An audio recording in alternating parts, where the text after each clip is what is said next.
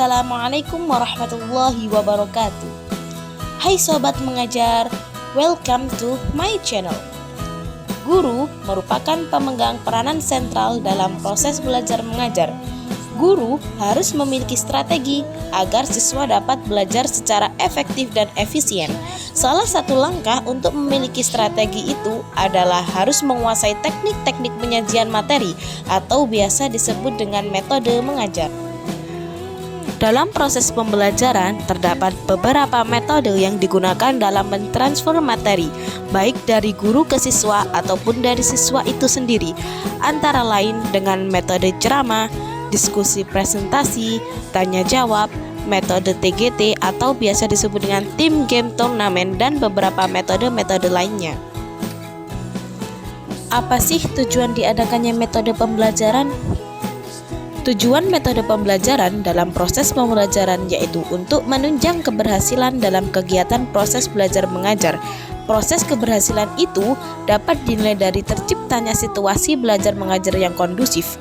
Guru harus memiliki strategi-strategi agar siswa dapat belajar secara efektif dan efisien, sehingga tercapainya tujuan yang telah direncanakan sebelumnya. Metode yang sering digunakan oleh pendidik dalam kegiatan pembelajaran adalah metode pembelajaran dengan diskusi presentasi, di mana metode ini dipandang efektif untuk menggali potensi siswa supaya dapat belajar dengan lebih aktif. Maka tidak salah apabila metode diskusi presentasi ini menjadi pilihan para guru untuk melatih dan mengembangkan kemampuan siswa-siswinya.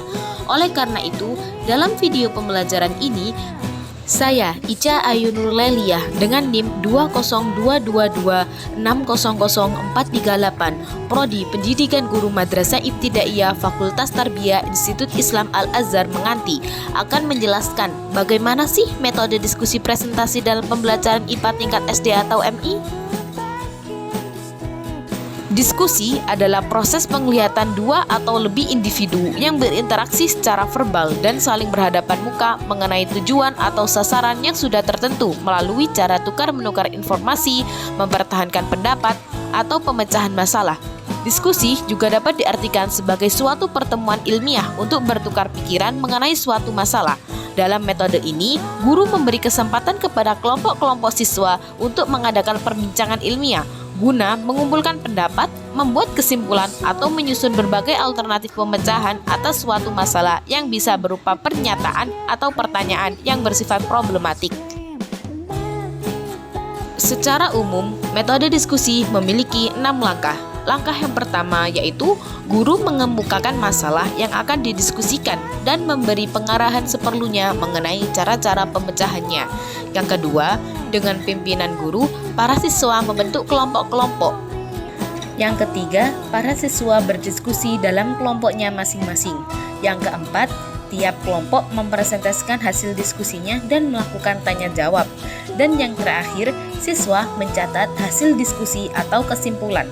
Metode diskusi presentasi memiliki banyak macam bentuk. Namun di video kali ini, saya akan menjelaskan 2 macam proses pembelajaran yang menggunakan metode diskusi presentasi, yaitu yang pertama, brainstorming. Brainstorming merupakan bentuk diskusi yang paling sederhana tetapi cukup efektif, digunakan dalam 5-15 kelompok. Penekanan hasil pembelajarannya adalah tiap anggota kelompok saling menghargai pendapat, menumbuhkan percaya diri sendiri dalam mengembangkan ide yang ditemukan dan dianggap benar. Macam-macam diskusi yang kedua yaitu diskusi kelompok. Seperti nama metodenya, metode diskusi ini memiliki jumlah anggota kelompok 6 orang.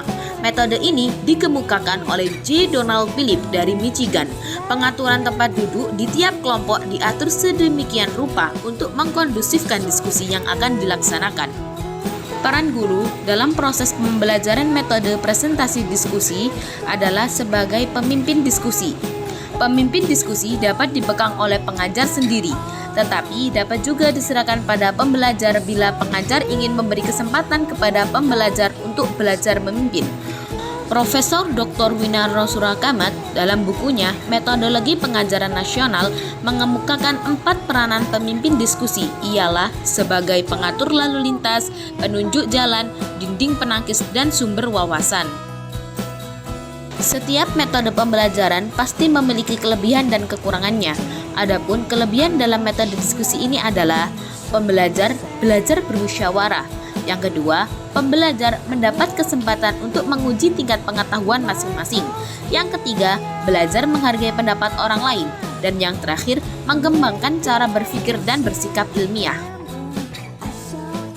Sedangkan kelemahan metode diskusi presentasi yaitu yang pertama, pendapat serta pertanyaan pembelajar dapat menyimpang dari pokok persoalan. Yang kedua, kesulitan dalam menyimpulkan sering menyebabkan tidak ada penyelesaian. Dan yang terakhir, metode diskusi presentasi membutuhkan waktu yang cukup banyak. Terima kasih dari saya. Saya harap kamu bisa mendapatkan pengetahuan yang berguna dari video pembelajaran ini.